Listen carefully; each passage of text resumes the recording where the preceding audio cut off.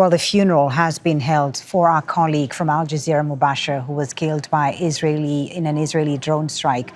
Mohammed Wishah was a correspondent for our sister channel. Gaza's government media office says 262 journalists have been killed since Israel's war began in 2023. Hani Mahmoud was at the funeral in Deir, el-Balah, central Gaza.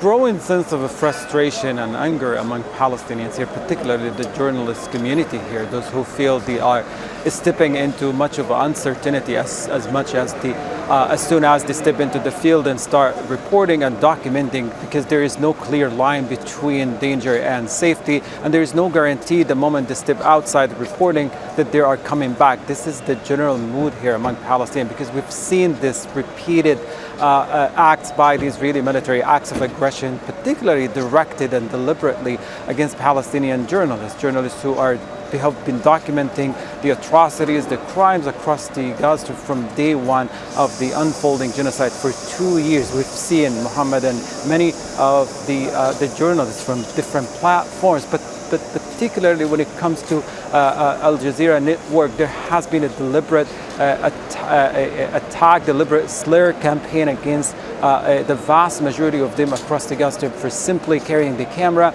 carrying the microphone and reporting on the ongoing atrocity. When we spoke to his colleagues, I spoke to family members who said Mohammed was on his way to work, on his way to tell a story.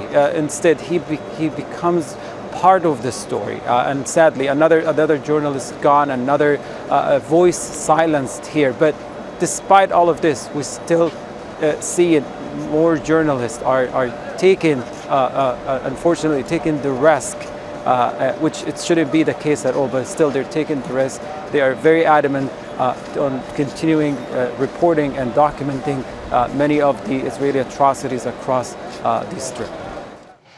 Al Jazeera Media Network has issued a statement saying it strongly condemns the heinous crime of targeting and killing Mubasha correspondent Mohammed Wishah in a strike on the vehicle in which he was traveling in western Gaza.